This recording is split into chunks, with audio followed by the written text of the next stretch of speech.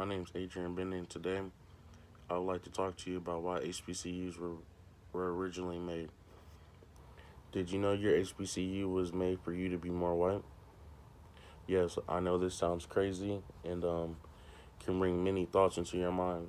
No, I'm not crazy. A lot of this information I'm going to give you today came from edu.gov, which is a website where a lot of history and archives are kept.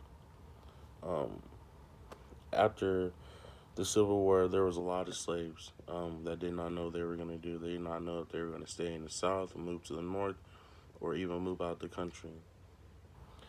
Um, these schools would help slaves fit into more of a normal society and teach them how to live in a white society. First, I would like to talk about Justin Morrill. Second, I'm going to talk about the original purpose of these schools. And last, did it work? Okay, so who is Justin Morrill?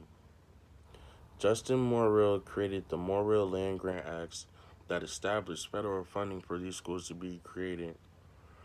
After there was federal funding for these schools to be created, there was many white entrepreneurs that wanted to get their slice of the pie. They didn't look at these schools as a way of they were going to educate black people. They looked at these schools as a way of cheap labor to keep going, to keep their establishments going during the time of crisis after the Civil War. Because after the Civil War, the South was in need of money.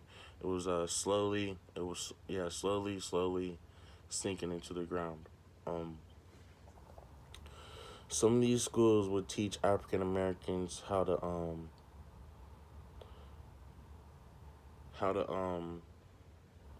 do agriculture work, industrial work, um, even some mechanical work. But none of these schools had any real majors to them. None of them offered college level courses or degrees. So that should tell you right there that these schools were not created for the general purpose of helping African Americans. They were created for someone to make money. Um, Next, I would like to talk about Booker T. Washington. In my mind, Booker T. Washington is kind of a fraud. Not a lot of people liked him, and and now I kind of see why. Because he was exploiting black people.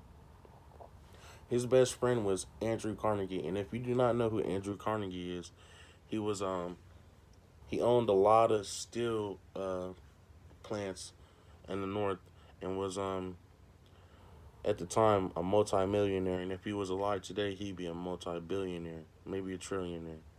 But yeah. So there's that. Also, I would like to talk about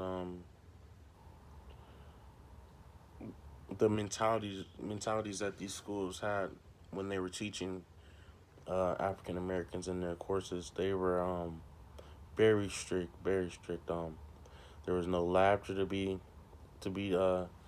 held in classrooms. There was no talking. When you were there, you were supposed to be working. You weren't learning. There were no math classes. There were no English classes. You were supposed to be working. Your job is to work. Booker T. Washington promised a lot of African Americans after they graduated from these schools that they had guaranteed jobs, and I think these guaranteed jobs were more of working for Andrew Carnegie in a hot workshop, basically a sweatshop, working for cheap to none. So while these white investors are putting money into these schools, and Booker T. Washington is creating more schools, he's only making these rich men richer and richer and keeping the poor more poor. So I would like to go on to the part of did these HBCUs really did the original intentions of the plan work for HBCUs? I would say yes, and then I would say no. I would say yes because for a while a lot of people did attend these schools and go work industrial jobs after they graduated from these schools and did not make lots of money. But later on, as African Americans awakened, these schools are such a beautiful thing now. They all HBCUs have college level courses, graduate um, more than half their graduating seniors each year, and continually graduate young black African Americans into society to go and work.